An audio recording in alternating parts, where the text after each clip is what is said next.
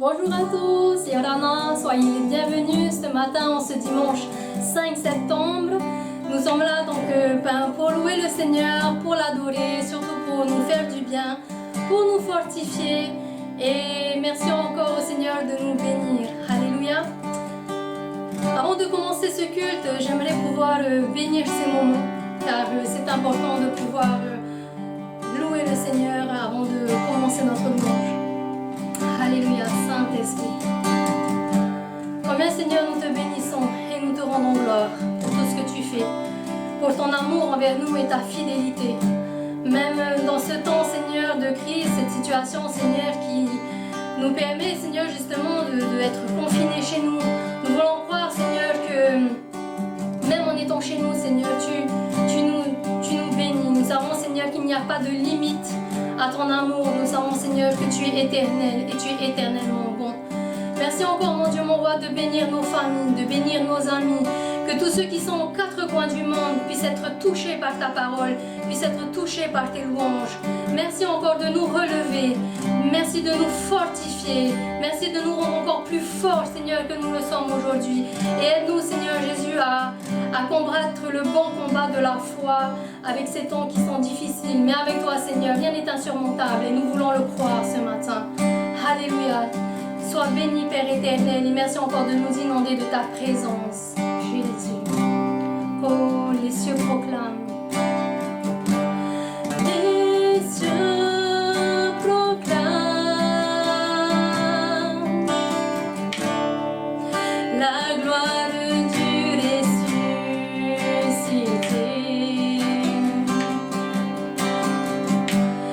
Rien n'est égal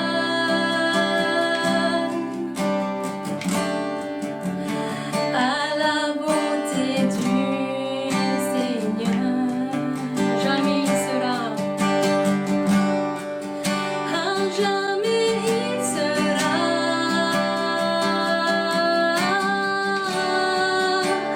l'agneau sur le trône. Je fléchis le genou pour t'adorer, toi seul. Je veux chanter,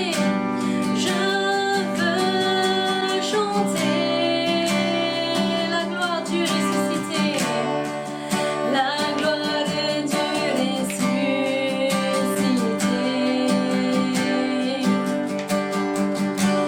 L'agneau immolé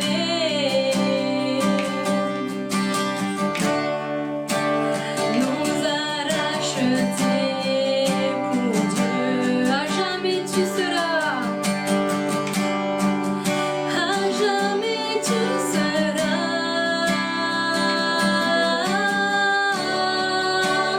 l'agneau sur le trône. Je fléchis le genou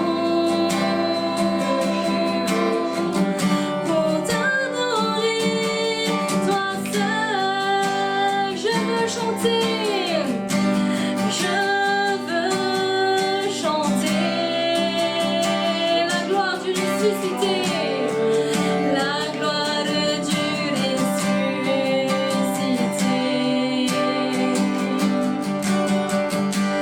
L'agneau immolé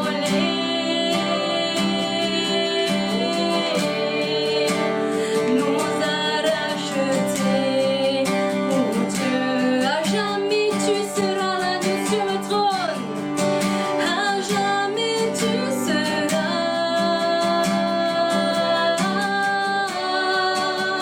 l'agneau sur le trône.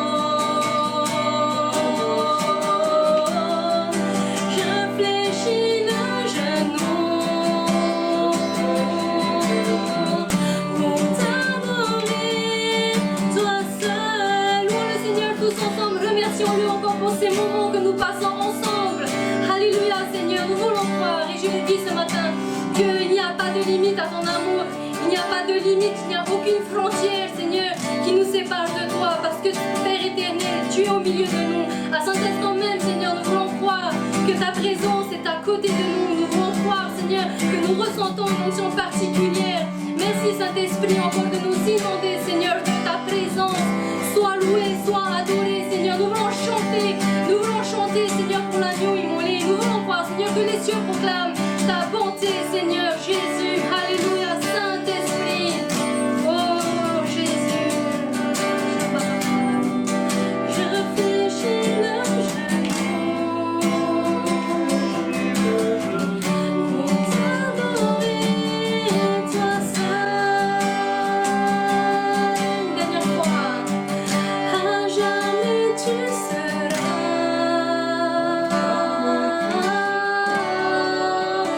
l'agneau sur le trône. Je fléchis le genou pour t'adorer, toi seul. Alléluia. Merci Seigneur encore pour ces moments que nous partageons avec lui. Soyez bénis frères et sœurs. Le Saint-Esprit est là et tout peut arriver. Amen. Est-ce que vous le croyez? Alléluia. Chantons tous ensemble alors. Le Saint-Esprit est là. Le Saint-Esprit est là et tout peut arriver. Si nos cœurs sont ouverts, il peut nous réveiller. L'Église du Seigneur va enfin se lever pour annoncer le nom de Jésus. La louange et la gloire sont à notre Dieu. Nous avons la victoire du Fils venu des cieux. Remplis du Saint-Esprit, nous pouvons proclamer l'infinie grandeur de ses bontés. Seigneur, éveille-nous, Saint-Esprit, remplis-nous. Oh Jésus, conduis-nous. Pour le combat, tu marches devant nous. Seigneur, éveille-nous, Saint-Esprit, remplis-nous. Oh Jésus, conduis-nous. Pour le combat, tu marches devant nous. Le Saint-Esprit est là et tout peut arriver, tous ensemble. Le Saint-Esprit est là et tout peut arriver. Si nos cœurs sont ouverts, il peut nous réveiller. L'Église du Seigneur va enfin se lever pour annoncer le nom de Jésus. La louange et la gloire sont à notre Dieu. Nous avons la victoire du Fils venu des cieux. Et du Saint-Esprit, nous pouvons proclamer l'infinie grandeur de ses bontés. Seigneur, éveille-nous, Saint-Esprit, remplis-nous. Oh Jésus, conduis-nous. Pour le combat, tu marches devant nous. Seigneur, éveille-nous, Saint-Esprit, remplis-nous. Oh Jésus, conduis-nous. Pour le combat, tu marches devant nous. Pour le combat, tu marches devant nous. Pour le combat, tu marches devant nous. Amen. Alléluia. Que le nom du Seigneur soit exalté. Il n'y a personne comme Jésus. Est-ce que vous le croyez? Amen. Il n'y a personne comme Jésus au milieu des fils de Dieu. Nul n'est comparable à Jésus parmi tous les fils des hommes. Il n'y a personne comme Jésus au milieu des fils de Dieu. Nul n'est comparable à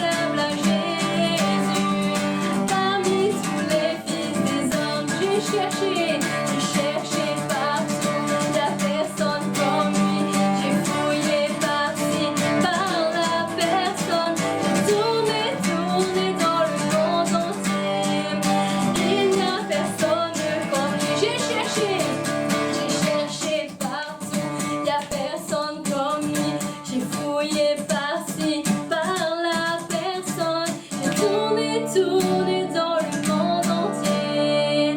Il n'y a personne comme lui. Il n'y a personne comme lui. Alléluia, que le Saint-Esprit soit béni et soyez bénis aussi, frères et sœurs. Jésus, tu es roi, Jésus, tu es saint. Que nous puissions préparer nos cœurs à recevoir notre repas avec notre Dieu et aussi que nous puissions préparer nos cœurs à la parole de Dieu. Amen. Jésus, tu es roi.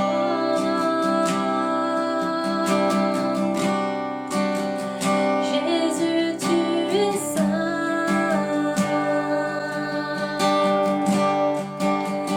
Jésus, tu es roi.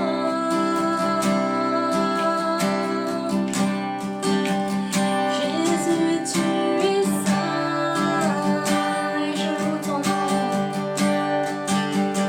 Et je loue ton nom. Et je loue ton nom. Car tu es roi.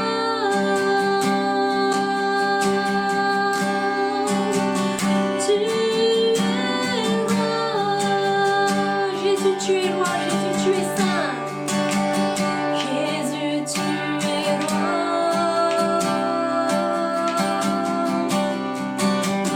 Jésus, tu es saint. Jésus, tu es roi.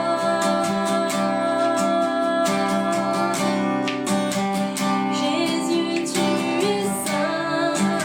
Et je loue ton nom. Et je loue ton nom. Et je loue ton nom. Car tu es roi.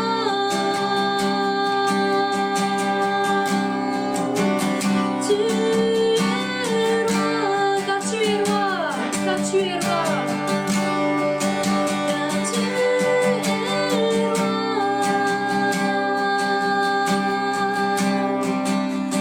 Tu es roi.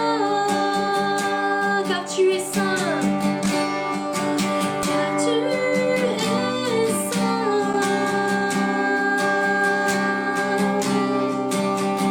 Tu es saint. Alléluia, Saint-Esprit. Car tu es roi.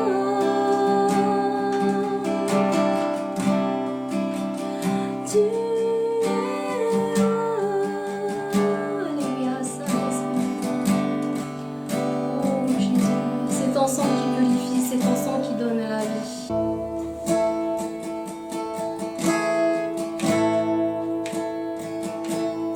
C'est ton sang qui purifie. C'est ton sang qui donne la vie. C'est ton sang qui a coulé. Oui, ton sang précieux m'a racheté. Je suis plus blanc que la neige, que la neige. Oh Jésus, toi l'agneau immolé. Ton sang qui purifie. C'est ton sang qui purifie. C'est ton sang qui donne la vie. C'est ton sang qui a coulé. Mais ton sang précieux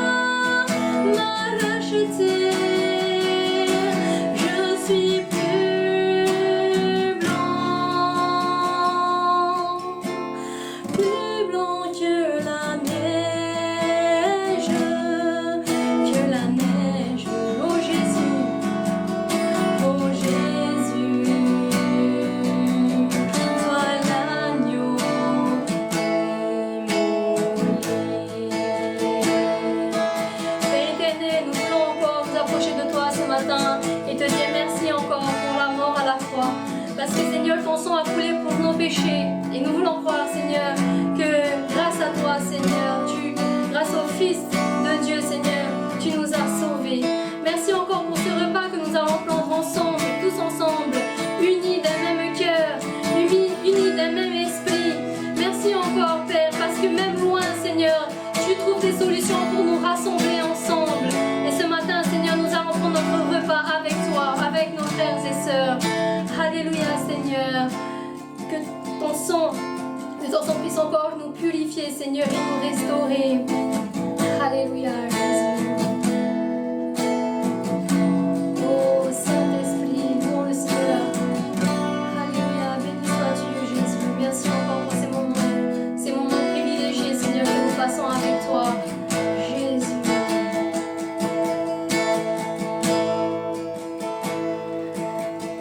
Oh Jésus, toi l'agneau immolé.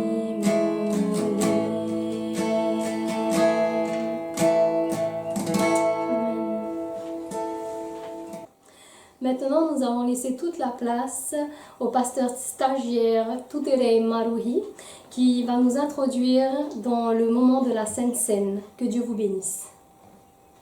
Bonjour frères et sœurs.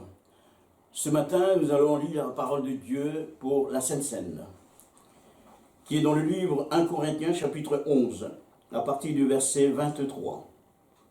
Car j'ai reçu du Seigneur ce que je vous ai enseigné, ce que le Seigneur Jésus, dans la nuit où il fut livré, prit du pain, et après avoir rendu grâce, le rompit, et dit, « Ceci est mon corps, qui est rompu pour vous, faites ceci en mémoire de moi. » De même, après avoir soupé, il prit la coupe et dit, « Cette coupe est la nouvelle alliance en mon sang. Faites ceci en mémoire de moi toutes les fois que vous en boirez. Car toutes les fois que vous mangez ce pain et que vous buvez cette coupe, vous annoncez la mort du Seigneur jusqu'à ce qu'il vienne. » Je vous invite à prendre ce pain qui symbolise le corps de Jésus. Seigneur Père, bénis ce pain qui symbolise, qui représente ton corps qui a été meurtri sur la croix. Merci Seigneur.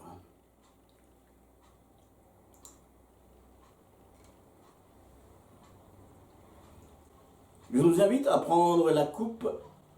Seigneur, bénis cette coupe qui représente ton sang qui a coulé sur la croix. Merci Seigneur.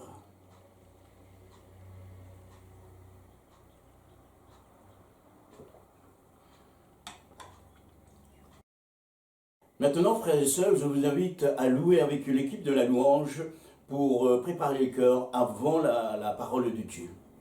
Je vous invite aussi, vous pouvez aussi louer et adorer le Seigneur au travers des chants, des cantiques.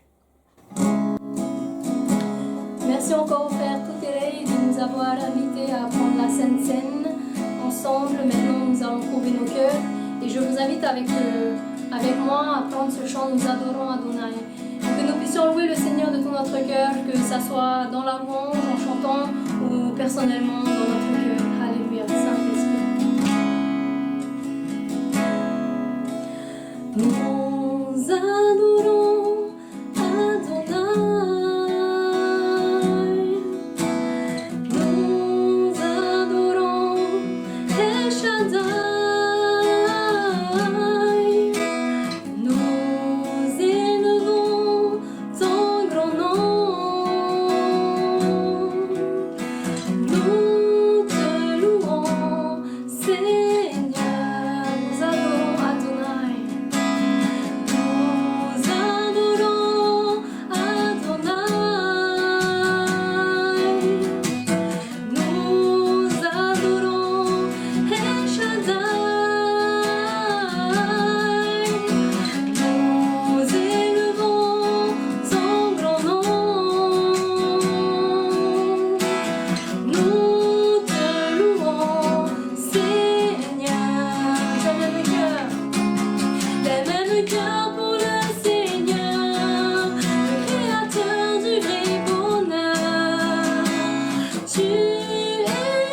glorieux mon roi.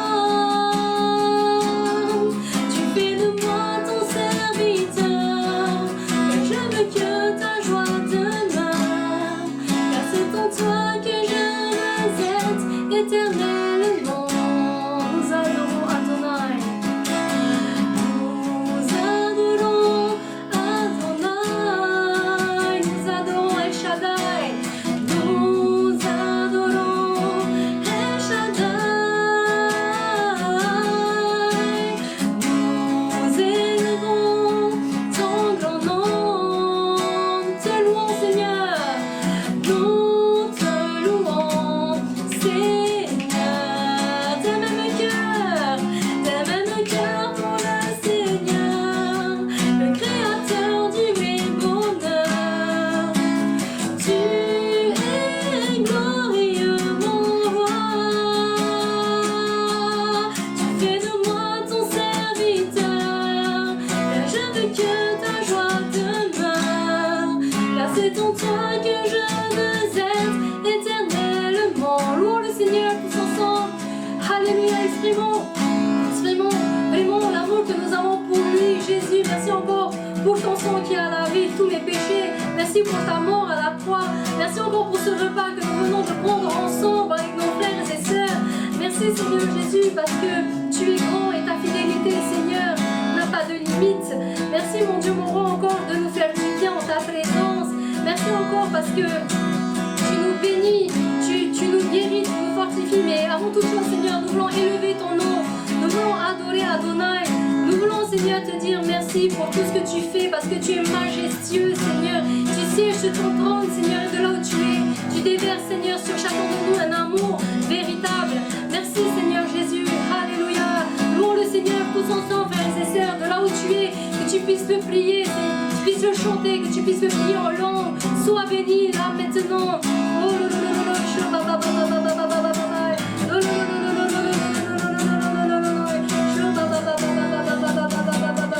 Alléluia. Saint-Esprit, agis dans nos cœurs. Agis dans nos cœurs ce matin. Saint-Esprit.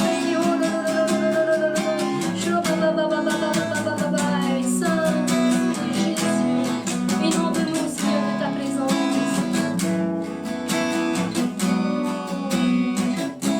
Nous adorons Adonai. Nous adorons Adonai. Nous adorons El Shaddai. Nous adorons El Shaddai. Nous élevons ton grand nom. Nous te louons, Seigneur. Nous te louons, Seigneur. D'un même cœur pour le Seigneur, le Créateur du vrai bonheur. Tu es glorieux, mon roi. Tu fais de moi ton serviteur, et je veux que ta joie demeure, car c'est en toi que je veux être éternellement. Car c'est en toi que je veux être éternellement. Car c'est en toi, alléluia. Car c'est en toi que je veux être éternellement. Alléluia, Jésus. Saint-Esprit, amen. Que le Seigneur soit glorifié. Nous allons maintenant laisser toute la place à la parole de Dieu qui sera apportée par notre pasteur Éric Barber. Amen. Yaolana, frères et sœurs de la presqu'île de Talabao, de l'île de Tahiti et ceux qui nous visionnent dans l'ensemble de la Polynésie, ainsi que tous ceux qui sont aux extrémités de la terre par le biais des réseaux sociaux et autres.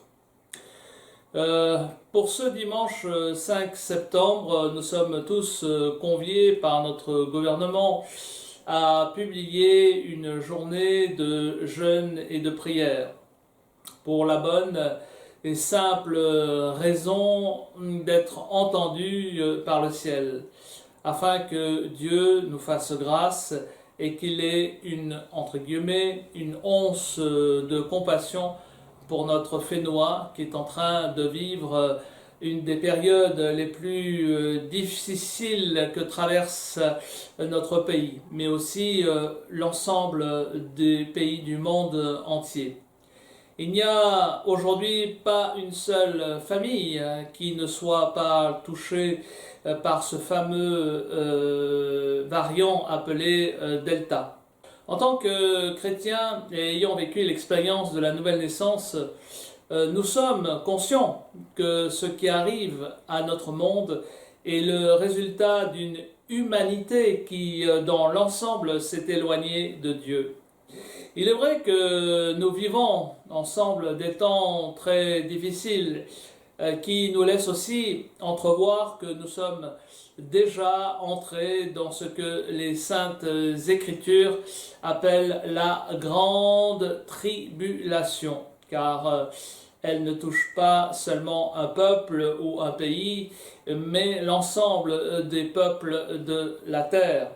Il est vrai que les grands de ce monde et les gouvernements de notre planète bleue recherchent des solutions pour pouvoir endiguer cette quatrième vague, selon l'expression, et qui nous frappe de plein fouet. Les hommes, d'une certaine manière, cherchent à surfer sur cette quatrième vague tout en croyant qu'ils pourront la vaincre et en ne comptant que sur leur propre science, leur propre connaissance ou voire encore leur propre force. La Bible ne mentionne-t-elle pas dans les saintes écritures que dans les derniers jours, il y aura des temps difficiles, car les hommes seront égoïstes, amis de l'argent, fanfarons, hautains, blasphémateurs, rebelles à leurs parents, ingrats, irreligieux, insensibles, déloyaux, calomniateurs, intempérants, cruels, ennemis des gens de bien, traîtres, emportés, enflés d'orgueil, aimant le plaisir plus que Dieu, ayant l'apparence de la piété, mais reniant ce qui en fait la force. Paul dit, éloigne-toi de ces hommes-là. Vous me direz, quel est le lien entre le Covid-19 et ces versets? Tout simplement parce que notre humanité s'est éloignée de Dieu, l'unique et seul créateur du ciel et de toute la terre. La voix du Seigneur se fait encore entendre aujourd'hui dans nos villes, dans nos campagnes et jusque dans nos maisons pour nous rappeler que le salut des hommes se trouve dans la repentance et la conversion. Vous l'aurez compris, en Jésus-Christ. C'est-à-dire, nous devons devoir reconnaître nos égarements, puis les confesser, voire à y renoncer en effectuant un changement de direction pour se laisser, bien sûr, entraîner dans l'unique voie prônée par le Fils de Dieu lui-même, à savoir marcher dans les voies divines. Et nous pourrions encore ajouter les paroles du prophète où Dieu s'exprime par la bouche d'Ézéchiel au chapitre 13 et verset 10. Ces choses arriveront parce qu'ils égarent mon peuple en disant paix, paix, quand il n'y a point de paix. Et mon peuple bâtit une muraille, et eux, ils la couvrent de plâtre. Dis à ceux qui la couvrent de plâtre qu'elle s'écroulera. Une pluie violente surviendra, et vous, pierres de grêle, vous tomberez, et la tempête éclatera. Et voici, nous dit le verset 12, la muraille s'écroule. Vous dira-t-on pas, où est le plâtre dont vous l'avez couverte? Frères et sœurs, amis, notre humanité, notre Fénois, essaye de couvrir ses iniquités et son éloignement de Dieu avec du plâtre, selon l'expression. Ce plâtre, selon Ézéchiel, est l'image d'une certaine forme de religiosité. ayant l'apparence de la piété, mais reniant ce qui est fait la force, nous dit le verset 5. C'est aussi le plâtre du aimant le plaisir plus que Dieu. L'homme se réfugie avec l'apparence d'un Dieu d'amour et dans lequel chacun peut se permettre de mettre Dieu à toutes les sauces. L'Esprit de Dieu, mes amis, frères et sœurs, recherche aujourd'hui des hommes et des femmes qui sont nés de nouveau et qui intercèdent devant lui, comme le souligne Ézéchiel au chapitre 22 et au verset 30, où il est écrit « Je cherche parmi eux un homme qui élève un mur, qui se tienne à la brèche devant moi en faveur du pays, afin que je ne le détruise pas. Mais je n'en trouve point, dit le Seigneur. » Dieu cherche quelqu'un qui élève un mur, et non qui ne la recouvre de plâtre. Frères et sœurs, amis, même le peuple de Dieu, les véritables croyants que nous sommes, pouvons être malheureusement à nouveau influencés par l'esprit dans lequel nous marchions autrefois. Selon le train de ce monde, selon le prince de la puissance de l'air, de l'esprit qui agit maintenant dans les fils, dans les hommes de ce monde et qui sont devenus rebelles à l'évangile. Nous tous aussi, nous étions de leur nombre et nous vivions autrefois selon les convoitises de notre chair, accomplissons les volontés de la chair et de nos pensées. Et nous étions par nature des enfants de colère, comme les autres. Mais Dieu qui est riche en miséricorde, à cause du grand amour dont il nous a aimés, nous qui étions morts par nos offenses, nous a rendus à la vie avec Christ, car c'est par grâce que nous sommes sauvés. C'est pourquoi, frères et sœurs chrétiens, préparons-nous pour l'heure où les trompettes annonceront la venue de l'époux dans toute sa gloire, sa force et sa puissance. Que nous rappelle encore l'épître aux Romains au chapitre 13 et au verset 11. Il est écrit « Cela importe d'autant plus que vous savez en quel temps nous sommes. C'est l'heure de vous réveiller enfin du sommeil.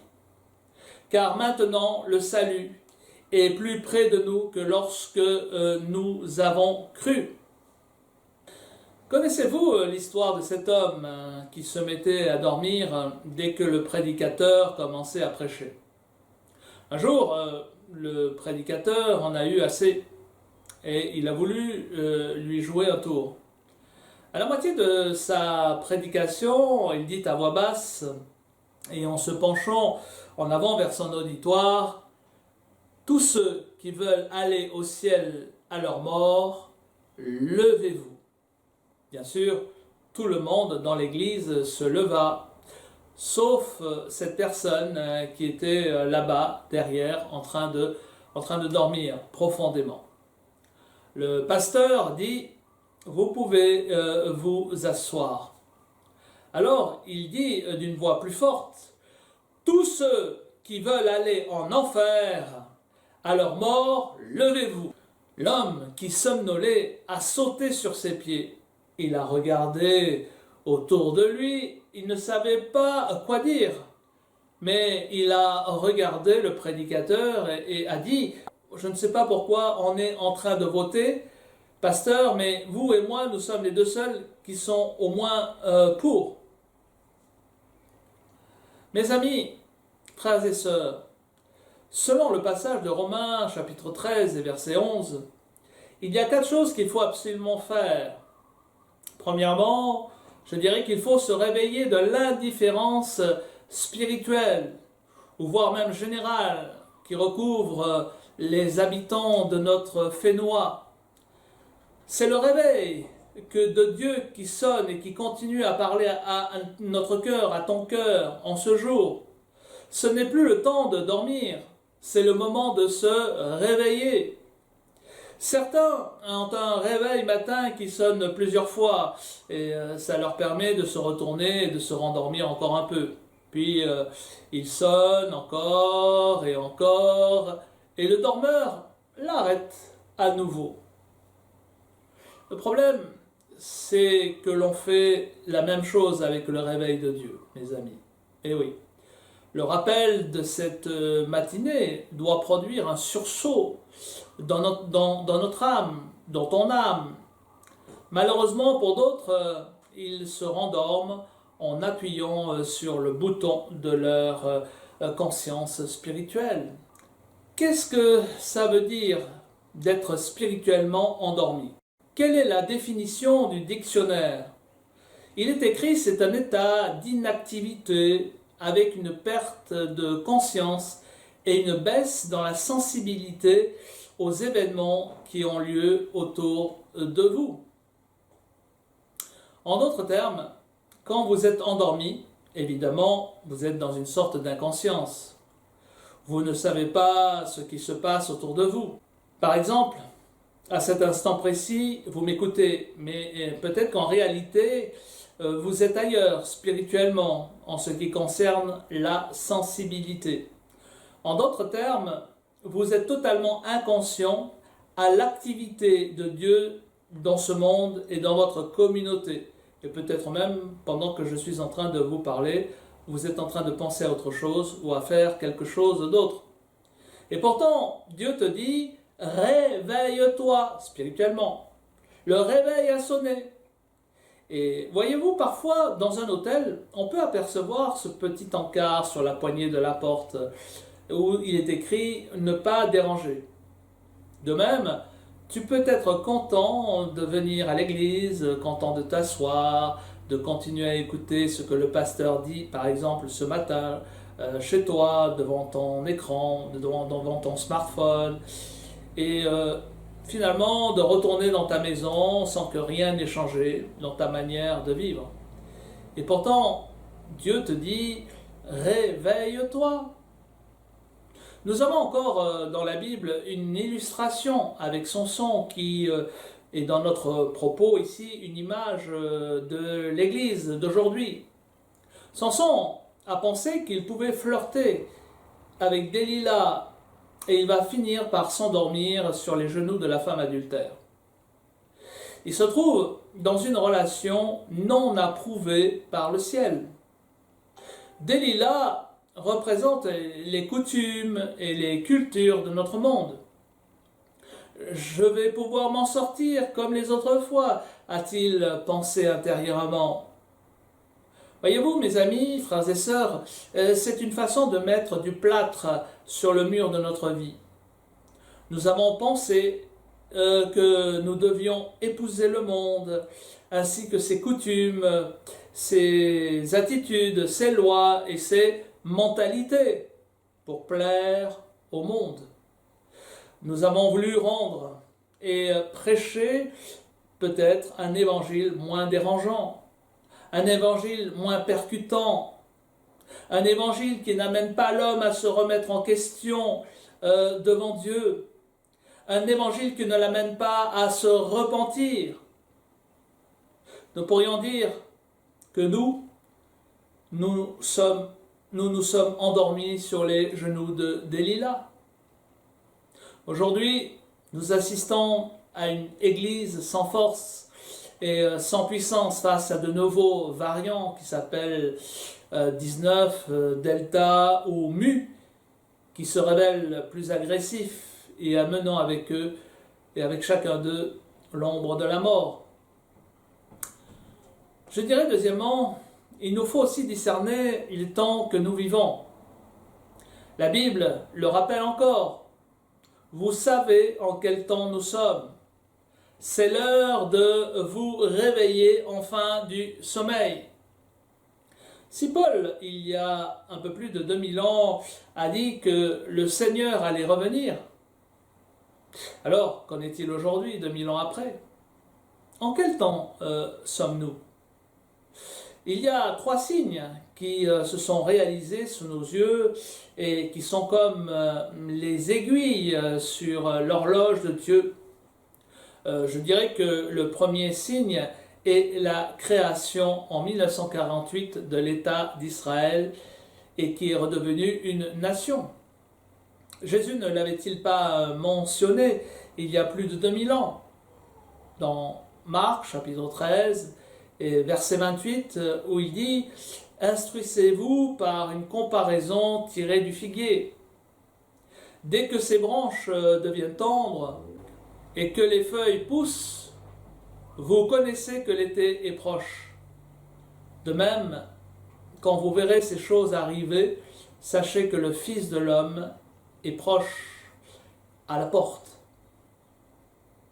Le deuxième signe s'est passé en 1967 lorsque l'État d'Israël reprend à nouveau le contrôle de Jérusalem après une guerre éclair de 6 jours.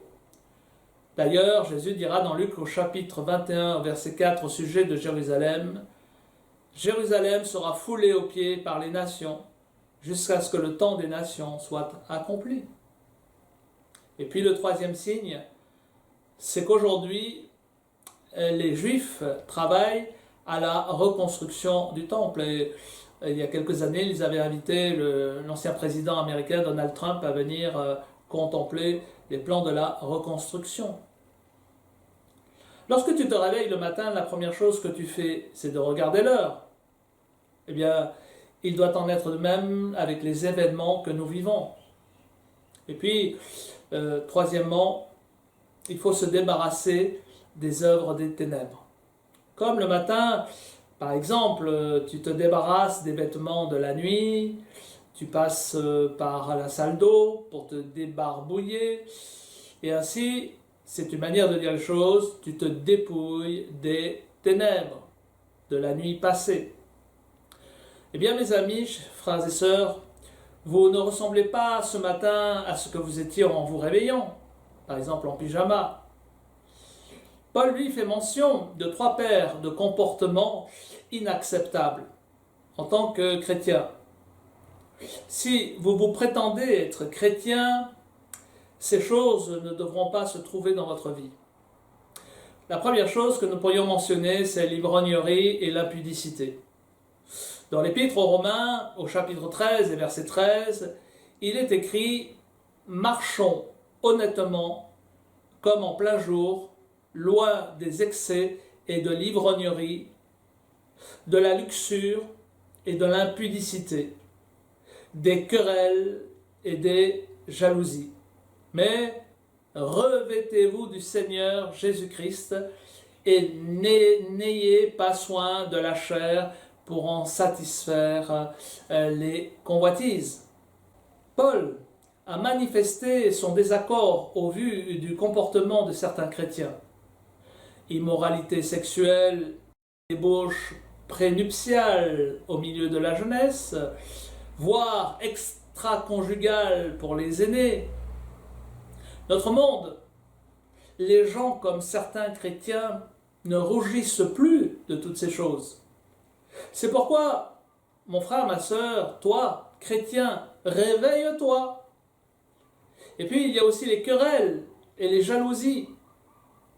Si vous êtes un chrétien, ces choses font partie de votre ancienne vie, comme un vieux pyjama que vous avez jeté à la poubelle. Cela ne doit plus être aujourd'hui, car nous devons être continuellement remplis du Saint-Esprit et continuer à travailler à notre salut. Et puis, quatrièmement, il nous est recommandé de nous revêtir de l'armure de lumière. Il est dit que c'est vous qui devez vous revêtir. Revêtez-vous du Seigneur Jésus-Christ, de sa justice, de sa grâce, de son amour, de sa pureté. Décidez de faire cela. L'armure de la lumière, si vous voulez vaincre contre les flèches enflammées du malin, n'ayez pas soin de la chair pour en satisfaire les convoitises. Il ne faut pas lui fournir la possibilité de satisfaire vos désirs charnels.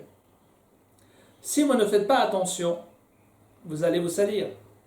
Et oui, lorsque vous mettez vos beaux habits, par exemple, vous faites bien attention de ne pas vous salir.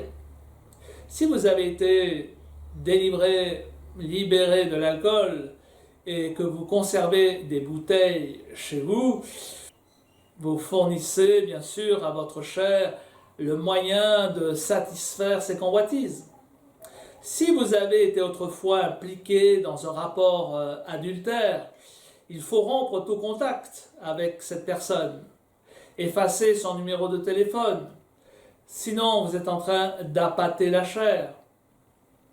Pourquoi est-ce si urgent?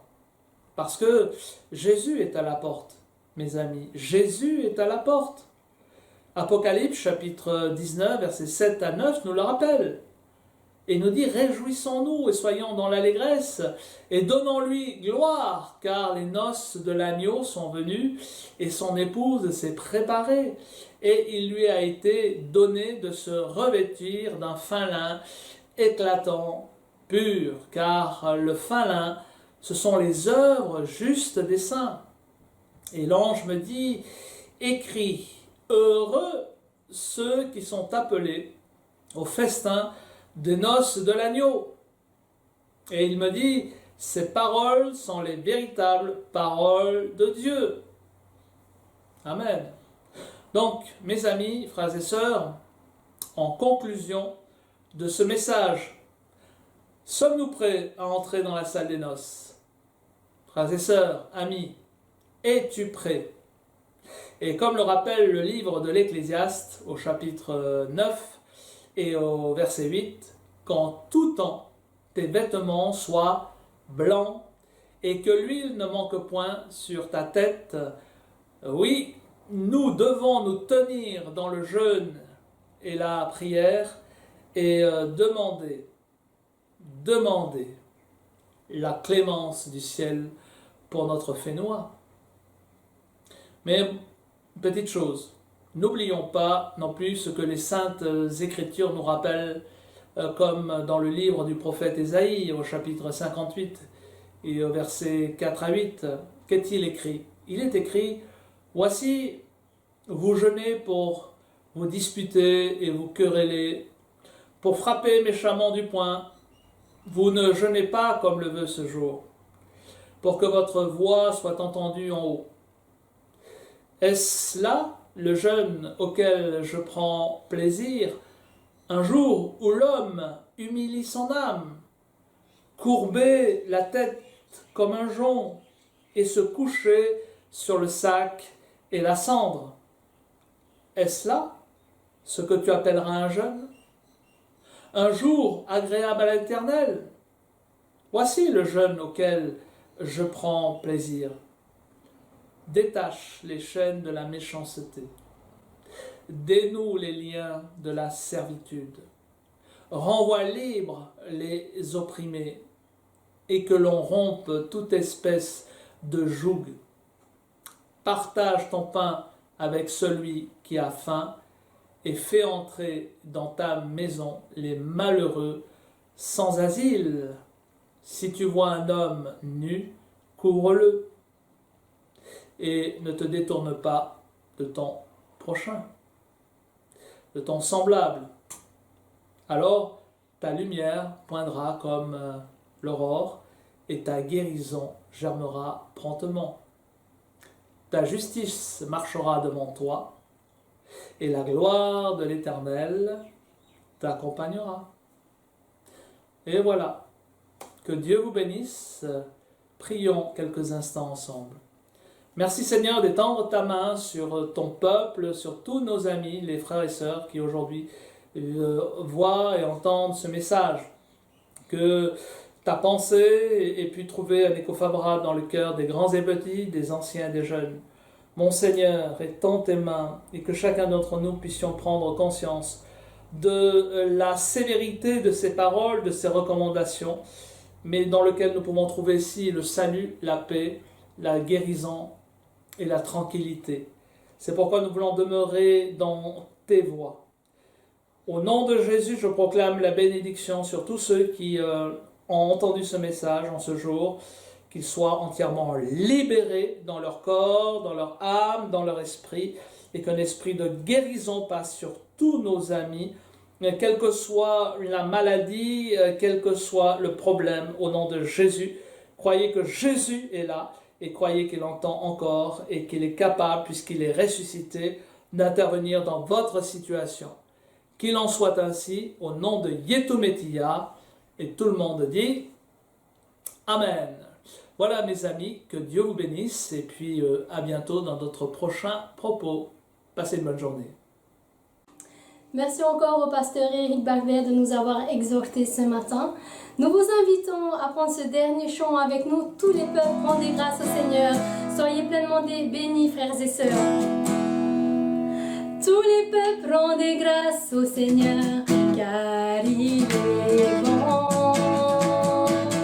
Louez-le, chantez-le, dansez-le, acclamez son nom. Chaque jour de nos vies, il est là, c'est lui notre pardon. Louez-le, chantez-le, dansez-le, acclamez son nom. Chantons tous Alléluia, Alléluia au Seigneur. Alléluia, il est le roi des rois. Chantons tous Alléluia, Alléluia au Sauveur. Alléluia, Alléluia, gloire à toi. Tous les peuples rendez grâce au Seigneur, car il est bon. Louez-le, louez-le, chantez-le, dansez-le, acclamez son nom. Chaque jour de nos vies, il est là, c'est lui notre pardon. Louez-le, chantez-le, dansez-le, acclamez son nom. Chantons tous Alléluia, Alléluia au Seigneur. Oh, oh, Alléluia, il est le roi des rois. Chantons tous Alléluia, Alléluia au Sauveur. Alléluia, Alléluia, gloire à toi. Alléluia, gloire à toi. Alléluia, gloire à toi. Père éternel, merci encore pour ces moments passés avec toi, que ça soit Seigneur dans la louange, mais aussi pour ta parole. Merci encore pour tous ces moments que nous avons passés du début à la fin. Nous voulons te dire merci Seigneur, nous voulons te dire merci pour ta fidélité. Merci Jésus, soyez tous bénis et passez tous un très bon dimanche en famille. Au revoir.